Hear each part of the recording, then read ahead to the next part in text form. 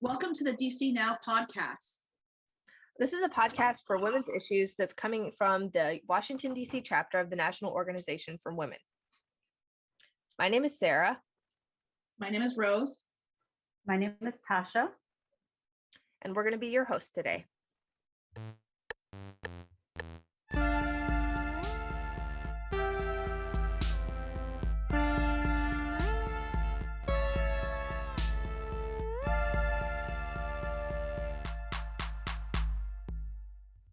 The National Organization for Women, or NOW, was founded in 1966 by Betty Friedan, Polly Murray, and others, and is the largest grassroots women's organization in the United States, with hundreds of chapters and hundreds of thousands of members in all 50 states and the District of Columbia. NOW's purpose is to take action through grassroots activism to promote feminist ideals, lead societal change, eliminate discrimination, and achieve and protect the equal rights of all women and girls in all aspects of social and political and economic life. So today we are going to be starting our podcast with a segment that we like to call Justice Served. And this is going to be a story of when a man hurts a woman and faces justice for it. So there is justice in the world. So this story is actually from 2019. So it's a little bit older, but it's an important story. So we wanted to make sure and share it today.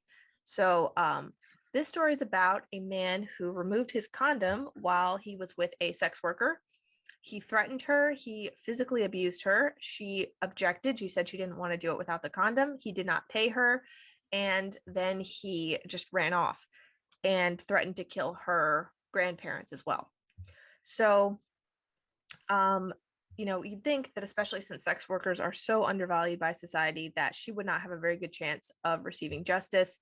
And that this man would just get away with his depravity the way that often is the case. But actually, no, this man was found guilty of rape and he was sentenced to, it's a 12-year sentence, but some legal aspect of it added an extra 6 years on top of that. So it's an 18-year sentence. And just for anybody listening, that's going to be about, if you live to be 90, which that's pretty old, a lot of people don't make it to 90, that's going to be about 20% of your life that you're losing for taking a condom off when you're raping a sex worker. So definitely not advisable. I would recommend sharing this story around with people so that there's more awareness of it. And I think it's good for people to see that there are consequences for violence against women. I hope that woman is recovering. It should be noted, I think this happened in England, right?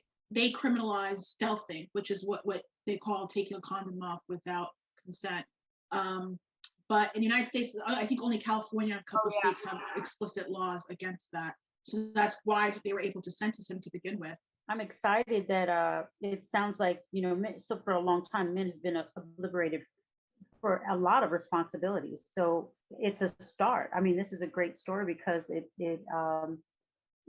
has to start somewhere. So whether it's here in one or two states in the US or, over across the waters, I think this is a great start to, helping women to protect themselves. So the next segment is going to be missing women and girls in the DC area. We want to bring attention to 2 girls every month or women who are missing in the DC area so that we can be on a lookout for them. So there's going to be links in the description below that you should be looking out for with their description and pictures as well, but we'll also show it in the YouTube video. One missing woman is named Renee Blackwell. She's 33. She's been missing since January 24th. The Metropolitan Police Department is seeking the public assistance for Renee Blackwell, who's last been seen in the 500 block of Hayes Street Northeast on Monday, January 24th, 2022. The incident was reported on Sunday, January 30th. Renee is described as a Black female, 5'2", 155 pounds, with black hair and a black-white head wrap and brown eyes. She was last seen wearing a black pea coat, black pants, and red sneakers. The other missing woman is named Victoria Kashmir Reed. She is a 27-year-old woman, and she was last seen in the 1400 block of East New York Avenue in Brooklyn, New York on Sunday, November 21st, 2021. Victoria is described as a Black female with medium complexion, 5'9" in height, 130 pounds, with black and blonde hair and shoulder-length twist, and brown eyes. Her clothing description is unknown. If you have any details, please report it to a link in the description box. Okay, so our next segment is going to be good news for women to give us some encouragement throughout this month. Okay, and so good news for women. We have following the footsteps of the trailblazers of some great women, such as like Bessie Coleman, Amelia Earhart. We got 15-year-old Kimberly Anyaka Danaka. We have Zara Rutherford. She is a 19-year-old. She became the youngest woman to fly around the world solo. She's an inspiration to young women everywhere who may not have just seen any famous female pilots in their lifetime. Again, I mentioned there's a 15-year-old young lady, Kimberly. She flew across the United States, not around the world. So Zara, it took her about 155 days, but at 19 years old, that is a great accomplishment, a great goal to accomplish. She mentioned in the article that I read that the hardest part for her was flying over Siberia. She said it was extremely cold, and the engine of the airplane, she was concerned that it may stall. And so she had to make a couple of stops, is the reason why it took 155 days, but that is a huge inspiration. I think everyone should just make mention to young boys and girls in their lifetime that they can also achieve that goal. There is a young woman by the name of Miracle. She's a 25-year-old pilot, but this is a great goal to achieve for all, I believe, young people. Yeah, that's really inspiring. I didn't know about some of those other ones, so thanks for sharing that with us. Yeah. All right, our next segment is going to be this month in women's history. So for our March podcast, I want to take us back to March 31st, 1776. This is a U.S. history fact. In the early founding years of the country, and Abigail Adams wrote a letter to her husband on that day. And here is a quote from her letter. Remember the ladies and be more generous and favorable to them than your ancestors. Do not put such unlimited power into the hands of the husbands. Remember, all men would be tyrants if they could. If particular care and attention is not paid to the ladies, we are determined to foment a rebellion and will not hold ourselves bound by any law in which we have no voice or representation. And I think that is an attitude we should remember today, that we should not be bound by a government that does not represent us. I've heard some feminists say that they don't consider the US government to be their government because of how poorly it represents women. So we here at DC Now are trying to make change from the inside out. And our next segment is going to be more contemporary news. The University of Utah Health Sciences, they're testing a new contraceptive gel for men.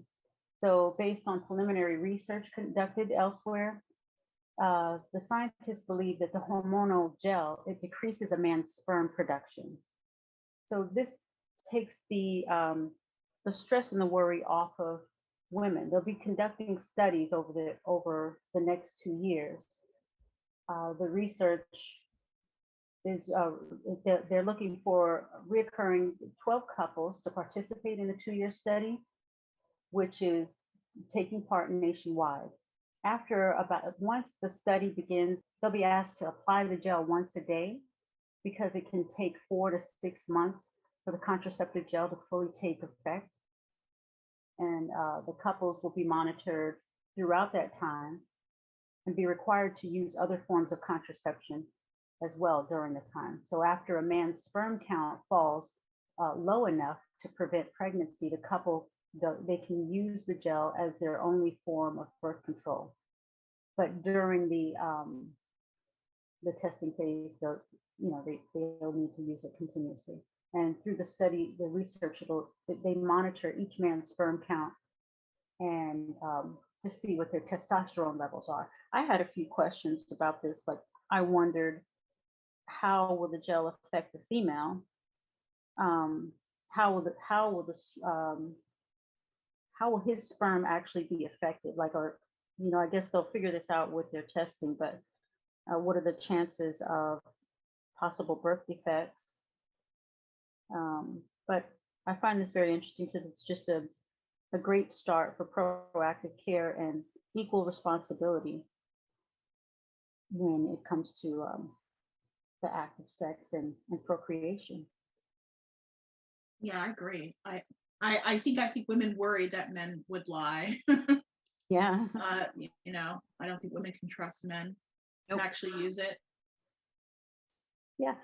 For the most part, the man's responsibility, men have been really obliterated from that responsibility. I think this is why this story was kind of interesting to me because in society as a whole, I just believe so much responsibility is put on women, and uh, procreation being one, especially since we're at a time where um, our rights, our reproductive rights are being threatened. Um, this is a great start to some equality there. What Yeah. do you think, if this actually works, how do you think it's going to change society? When I read the article, what I think is interesting is the it sounds like there's some concerns with his testosterone levels and the sperm count. So I do wonder, like, how is that actually affecting the manly man? That thought did cross my mind. Like, will this kind of, change the dynamics or change I don't know. I feel like it could affect a man's who he is hormonally on a greater scale. And my biggest concern after I completed the article was, how does it affect the woman? How will that gel affect her internally? That's a really good point because I know that testosterone gel that people might take to increase testosterone can absolutely affect anybody who comes into contact with it. So you actually need to really wash your hands after you apply it before even touching like a pet, much less another person. So that's a really good point. I wonder if they need to wait a certain amount of time before they can have sex after applying it, because that could be dangerous. Yeah, this is what I read in the article. They're looking to have the couples just conduct their sexual lives as normal for those 12 months that they're conducting the study. But it sounds a little odd, like we're playing with, the science is it's a little thin line there, playing with the hormones and adjusting things that way. I'm kind of concerned a little bit about it, but I think it's a good start for they have to. I don't understand why they just don't have a pill for men. Why don't they take a pill like they've created a pill for women? They had a pill for men, and they were testing it, and there were side effects like hunger and mood swings, and the men didn't want to take it, so they knew they wouldn't be able to sell it, so they just stopped the market research after that testing phase where the men were complaining a lot. But the pills are hormonal as well, so I don't know. Exactly. I mean, men's biology is a little bit more complicated. Well, less complicated, but it's harder to control because women, you have a limited amount of eggs in your life, and the ability to control. It's like men. It's just sperm is produced all the time, and there's an endless. So it's just harder from a scientific standpoint to control it. Aside from like a temporary vasectomy, which I'm surprised that's not more popular because it's reversible. Oh. Well, you can have reversible and there's also permanent, but it seems like it's not a very popular thing. Well, men don't want to do it. That's why. Like, why should they have to do it? What I would like to see is just the society focusing more on the control and the power that men have or should have with their their control of reproduction. It really frustrates me that back even as early as the 70s, that responsibility has solely lied, it's been toward women.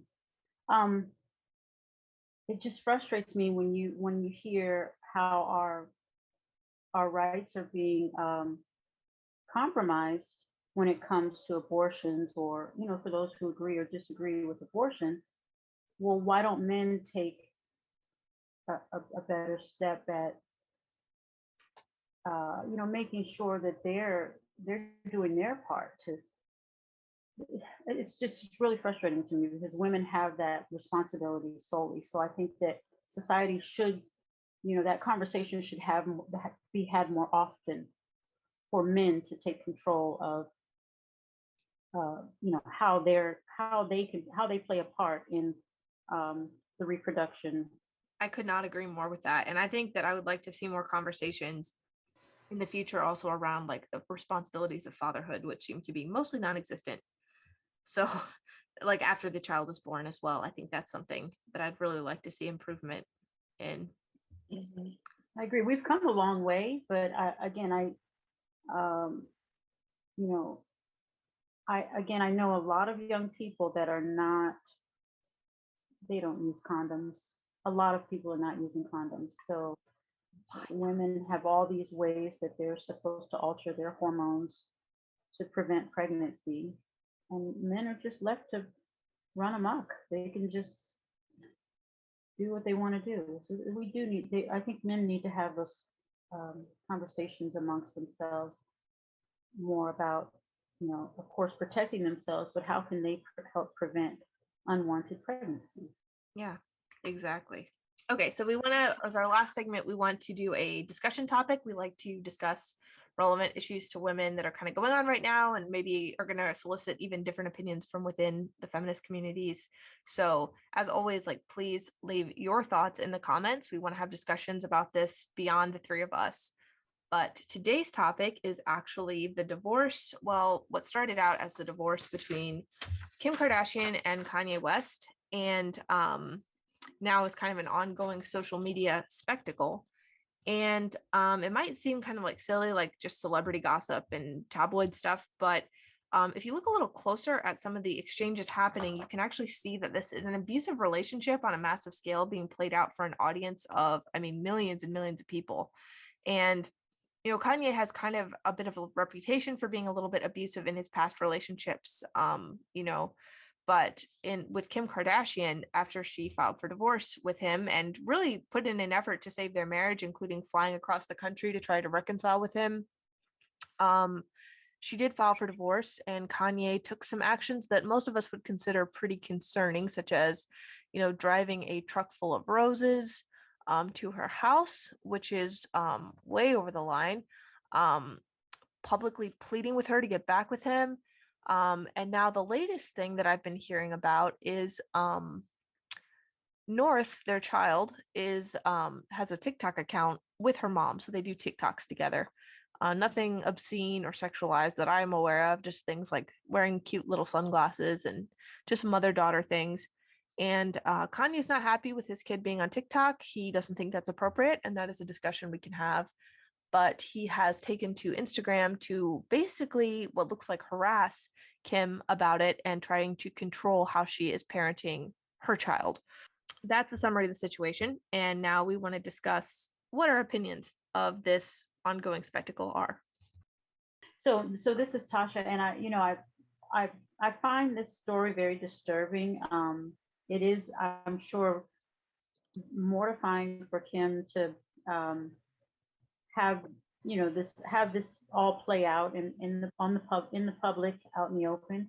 But I found a solution to a bigger problem. Instead of focusing on, his behavior is very confusing to me. It's a little disappointing. I think we need to focus on, he needs some mental health. He obviously hasn't admitted to having some mental health issues, but it's really unfortunate that, with this being a high profile individual, it's just really unfortunate that this abusive relationship has to play out in the public the way that it is. I think that society, we do go about seeking relationships in the wrong way. And so Kanye obviously has some mental health concerns that need to be addressed.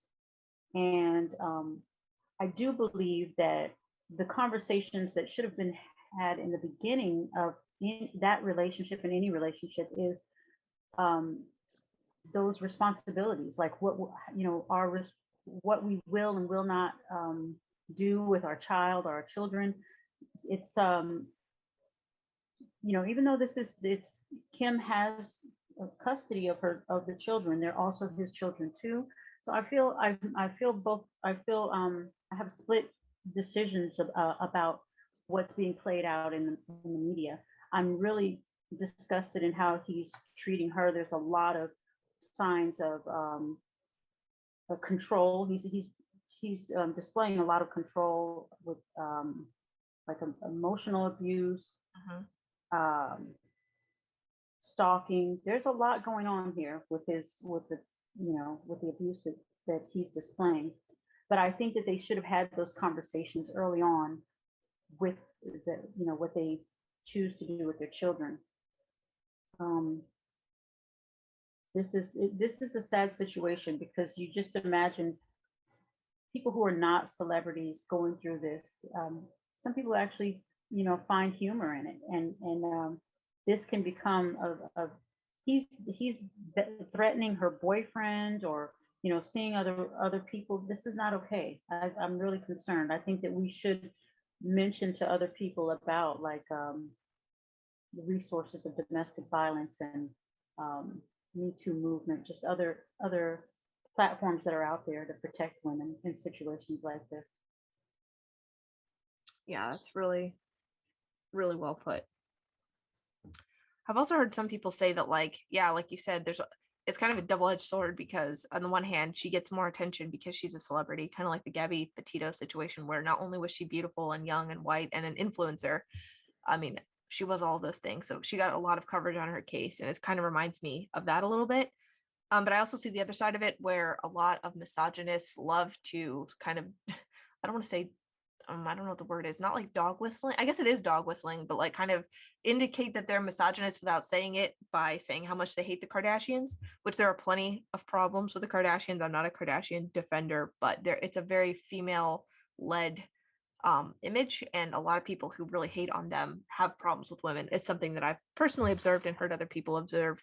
And I think that Kim's background, as well as having the sex tape and being a very sexualized figure, is making people not take her seriously, or almost enjoy seeing her be abused, and side with Kanye. So I think that her status as not only a celebrity but also a Kardashian can work both ways. That's just I think it's I mean, not great that this is happening, but it's good that this will bring attention to some women, because I think a lot of people might not recognize this as abusive behavior. They just think it's normal, but because it's playing out, people are having a discussion, and so hopefully that will help women feel that they're not alone, but also maybe encourage them to report report that their boyfriend or husband or whatever who's doing similar stuff. Yeah, exactly. That's a really good point. Make mention of, Sarah, what you just said too. With me being very close to, like, younger women, just hearing how younger women are speaking right now, I don't know if a lot of people are almost like glorifying what Kim is going through, or I think what it is, especially in the Black and brown community, there's probably a little bit of resentment, because a lot of times those women have to suffer in silence. And so the resentment comes from a woman on this scale, or this celebrity. She does get recognition, and she is receiving that acknowledgement. I know in a lot of the Black and brown communities, if a young woman mentions that she broke up with her boyfriend, and he sent her roses, she would get shamed. She would get almost mocked, or people would question her, like, well, what's your problem? He wants to get back with you. And so I think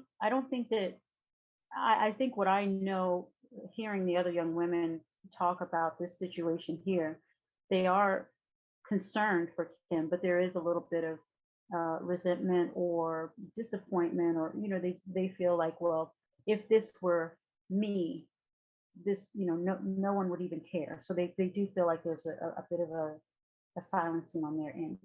And I agree with Rose as well. Like it is a great thing that this is happening, only because those conversations are now to be had.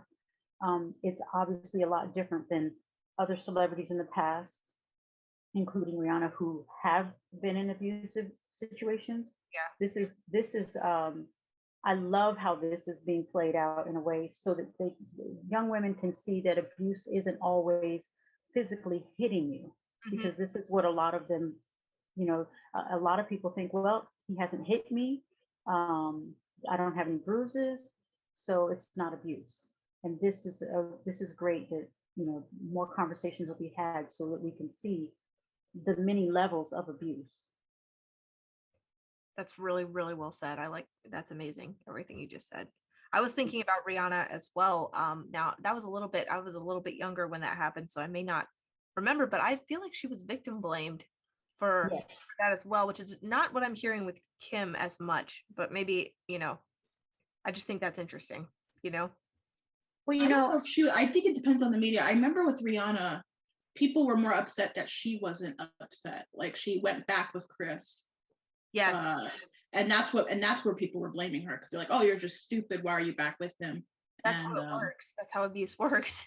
Yeah, it's so sad because I am a survivor of abuse, and one thing that would really burn me up when I would hear people say those comments, and especially misogynistic men, well, she's dumb. I've heard some men say, well, she must like someone to beat her up, because if that woman goes back to that man who's abusive, or it's really hurtful how we as society shame the victim, or just really re-victimize the victim. Because even this, it may not seem extreme to a lot of people, but I can imagine this is causing her stress. This is causing stress and trauma, because you're worried about pleasing this man. Like, what do I do?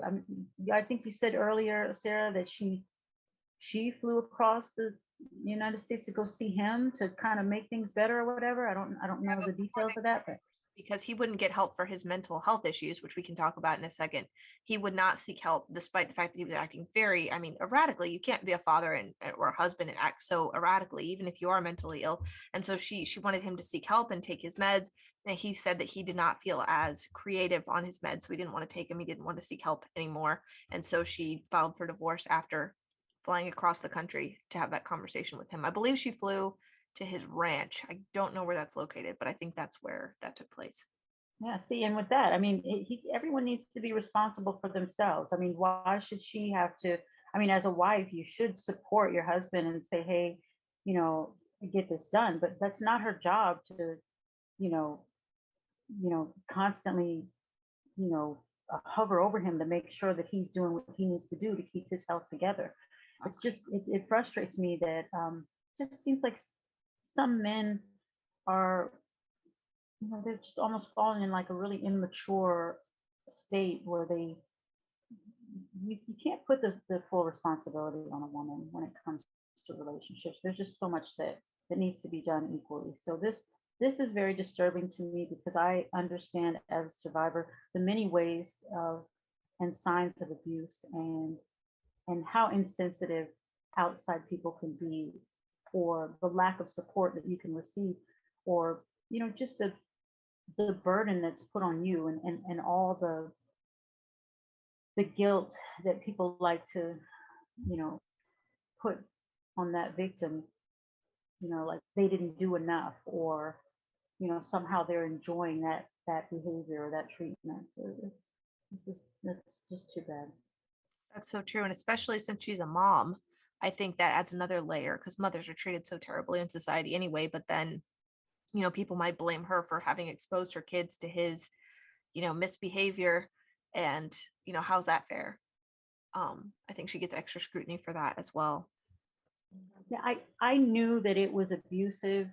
I guess I was really supportive during the time where it was made made known that he had a mental health concern and she was supporting him. But I just, I'm not a big fan of hers at all. I'm not a fan, but I was really disgusted when I turned on, I don't know if there was uh, TV or whatever it was, but he was sex shaming her. I don't know why he had to mention something about another tape, and the things that he was doing. Those are manipulative, um, gaslighting.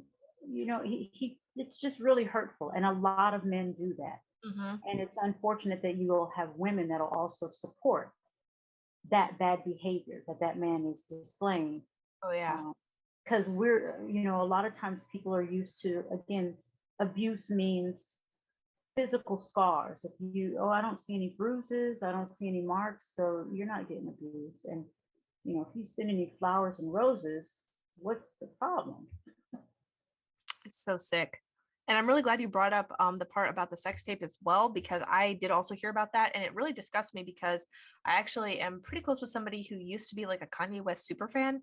And I used to hear the music a lot as a result. And he would sing and talk about how proud he was that Kim became famous through a sex tape, and how hot he found it that lots of guys were, pleasuring themselves to the side of her. And I don't like that myself. But then to turn around and turn that back on her later and to weaponize it is just like, I don't think you can get too much lower than that as a person, but especially as a husband and father, if that's the mother of your children. Yeah, that's why I don't know anyone's surprised by the actions. He has a history of misogyny. He's so Yeah, misogynistic. not just towards Kim, but the whole, what was her name? The country music singer. Taylor Oh. Swift. Yeah, Taylor Swift and all that weird stuff, and obviously his music. I mean, because I feel like people think, oh, music is just music, but it's like, obviously you believe what you're saying and how you refer to women, so it shouldn't be surprising. No, his music is severely misogynistic. I was genuinely, and I'll tell you, I heard these songs and became familiar with them when I was, let's say, not identifying as a feminist, very pick me, lib fem, not even lib fem, but just like not like the other girls type person who did not believe that women needed any help in society. And I was shocked hearing those lyrics. Like, they are very sexist. I can't believe that he hasn't been canceled. He's not the only one. I mean, No. I think the sad thing is that he's not even the worst. That's why. Right.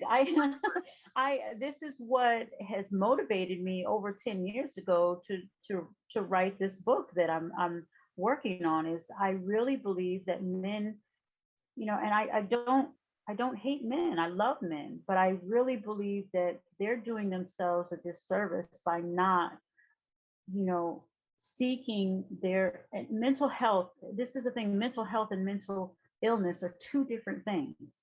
So it disappoints me that more men are not seeking that mental health maintenance and wellness, because there's something oddly imbalanced when it comes to men and women in the society that we're living in now. When there's so many men that are misogynistic in ways that they didn't even realize that they are. So I really believe that, I'm really happy to hear people like Charlemagne the God advocating more for mental health. And his platform is, reaching out to the Black community, because, in the Black community, it's seen as like taboo. It's, we think when we hear the word mental health, oh, I'm not crazy, I don't have those problems. But again, mental health it's a maintenance. It's like you go get your car maintenance, you get your oil changed. We have all, if we've lived on this earth more than a day, we've had some traumas, we've had some type of experiences. So we all need to have someone to talk to. And it's funny, we think mental health is just sitting down and talking to a counselor. It's not. It's learning, yoga, deep breathing. But there's a bigger problem here. That's what frustrates me, is that this is why he has such a large fan base, is because he's not doing anything at all compared to what's out there, and as far as being disrespectful to women. That's really true. And I'm so glad you brought up that point about mental health. I wanted to talk about that as well, because I think you're just completely spot on. And you phrase it very compassionately, and I may be a little bit less compassionate in my phrasing, but like definitely not even just mental health, but all health, physical health as well, seems to get like men do not want to take, do not take like any responsibility for their health whatsoever. It seems like in many, many, many cases, like probably more than half, and the wife ends up and the women around him, mothers and sisters if he isn't married, taking on that huge burden. You hear all these stories about women like begging their husbands to go even to the doctor for like serious medical, like physical medical issues. And the way that men's lifespans increase when they get married, because presumably the wife is helping them to get the healthcare they need. And women's lifespan decrease from the stress, presumably from the stress of that. It's not proven the cause, but it's not hard to kind of connect the dots on that. And so that's physical health. But when it comes to mental health, I think it's even more serious. Like it seems like women are much more open to seeking counseling and to being willing to go seek a diagnosis, whereas men are not taking responsibility, and they're hurting themselves, yes, but also their wives and their children and their community by not taking responsibility for their mental health. And I find it to be very selfish that Kanye refused to take his medication when Kim was already going through all of that labor, and not only physical labor of flying out, but also of handling his emotions and trying to coddle him and like convince him to do what is the right thing to do and to be an adult. And I really wish that, like with the contraception that we talked about earlier, that we could really get men to just take responsibility for all aspects of their own health, because it's really damaging to everybody else, not just them. Sarah, I agree with you. But to play devil's advocate here for just a moment, again, and so the history of medicine, especially in the Black community, I'm sure we've all heard of the Tuskegee experiment. And I only say that because it's interesting that I was at a local bookstore and just a discussion was sparked up about this exact topic. And he didn't have to remind me. I was very aware of it with the writing that I'm doing, but he became very defensive, this young man, and he reminded me, well, what about the history of the mistreatment of Black people in dealing with medical care?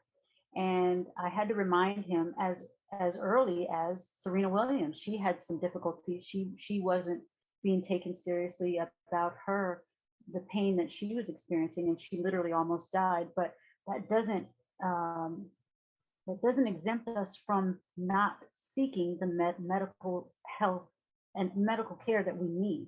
So, and I explained to him, in today's society, there's a lot more information available to us. We have Google. There's so much that we can research and find out on our own. So those chances of, because he also mentioned HeLa. Yes. HeLa, yes. I understand all the respectfully, we have to understand that these are reasons for those fears, but that shouldn't stop them from still seeking that medical help. It's when you talked about like him personally going to seek his mental health, my concern has been physical health. Again, I've asked men on several occasions, like, they're practicing unsafe sex. Women, when we're sexually active, we're at least frequently, at most of us frequenting the the GYN at least every 6 months. When are men going to the doctor?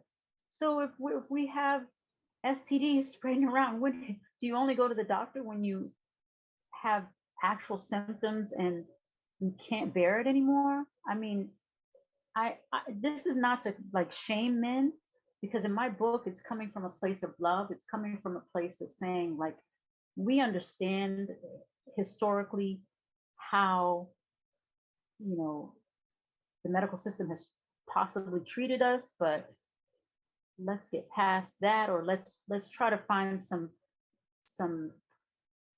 we got to find some other routes, some other routines, some other ways of obtaining better health. And the good thing is we have a lot more a variety of medical providers. Back in the day, you didn't see too many medical providers who looked like you, but there's a lot more out there that we can make better choices. So I'm disappointed that he refused his medical care, but I think a lot of it has to do with a stigma. Um, him being a Black man, it's not, I'm sure there's a little bit of pride there and maybe embarrassment to openly have your mental medical history for the public to know, and then to be on medication. It's still kind of a taboo in the Black community. Oh yeah. And no, that's a really good point. I didn't mean to, imply that you have to go and see a doctor, because in addition to what you said, like Black people in particular, but a lot of groups have reason not to want to seek medical care just out of mistrust. But Mhm. also it's very unaffordable to a lot of Americans. Like even physical basic health care can be like crippling for some Americans, and mental health care is like a luxury item. Like most insurance is not going to cover that. So, but like you said, we have so much information now that we can kind of help ourselves. And for less severe mental illnesses, you can really help it with things like meditation and journaling, and even like diet and exercise can make such a huge difference in your mental health and physical health. And so there are ways you can take care of your health, like you said, without having to see a doctor if that's something you're worried about. There are steps you can take. So I just wanted to underscore that you said that and point out that cost can also be a problem. And I know it was said already, but this is a really good example of why single men die earlier. Because I mean, the amount of work that women are expected to do within a relationship on things that we do for ourselves, we do self-care, we go to our appointments and things like that, but a lot of women are expected to do that for men, and so now it's making sense, when you hear those studies. Yeah, exactly. It's really depressing. And yeah, I think as women, we have to I don't know. I think I'm a little bit younger than you, Tasha. I can't tell for sure, but it seems like you already have a child and I don't have any children yet. But, I've had to kind of think about like where my boundaries are going to be with that and my relationships with men, and like how much of that responsibility I can take on. Cause I really don't want that earlier death because of stress, because I'm trying to make a man take care of himself. So you kind of have to understand that yeah, maybe he isn't going to make the decisions I would make, and like how's that going to affect the kids. And it really is like something we have to think about that men don't have to think about. That's a real burden sometimes. I definitely agree. This is why I believe that, prior to any relationship becoming serious, those conversations have to spark up. You have to have those conversations about your expectations in the relationship, what parenting looks like, what our roles look like. I don't believe in a man's role or a woman's role anymore. But I think when those two couples make that agreement to commit to each other, they should have those discussions and not worry about what anyone else thinks. Once they determine what their weaknesses and their strengths are, that's where they come together. They collaborate and come together with a plan of what works for their relationship. So I think when I get my book out there, I'm just going to save the world when it comes to relationships. Yeah. What's the book and when is it coming out? I'm curious about this book. Well, I'm still trying to find a literary agent. The title of the book is called "I Found the Needle. Now Where's the Haystack?" And yeah, and it's just talking about it. To me, it's just kind of giving pointers to men on how they should pursue a relationship, some of the things that they should, some of the discussions that should be had, self-care, mental health, all of that good stuff. But I think the young people today, I think their relationships, if they continue to have those discussions, I think parenting and those responsibilities, that's something that can really balance itself out. I hope you're right. I like that. That's a nice forecast. Thank you for listening to our first podcast episode. We will do this probably monthly. We have a lot of things coming up in the next couple months, and I'll just give you a rundown of some of the things that the DC chapter is doing. March 27th, via Zoom, we will be having our book club. We'll be reading the book Sisters in Struggle. It's a book that talks about the central role Black women faced in the civil rights and Black power movement. Then in April 21st, we'll have our chapter meeting. Our chapter meetings are quarterly. Our guest speaker is Sherry Boschert. She has written a book called 37 Words. It's a book that marks the 50th anniversary of Title IX. This also will be done via Zoom. Please come. And then April 24th, as part of our anti-sex trafficking series, we'll read the book Not a Choice, Not a Job by Janice G. Raymond. Please visit our website for more details. Please like and subscribe to our YouTube channel. Follow us on Twitter, Instagram, and Facebook. All details are in the description box and on our website, www.dc-now.org. We'll see you next month. Thank you for listening.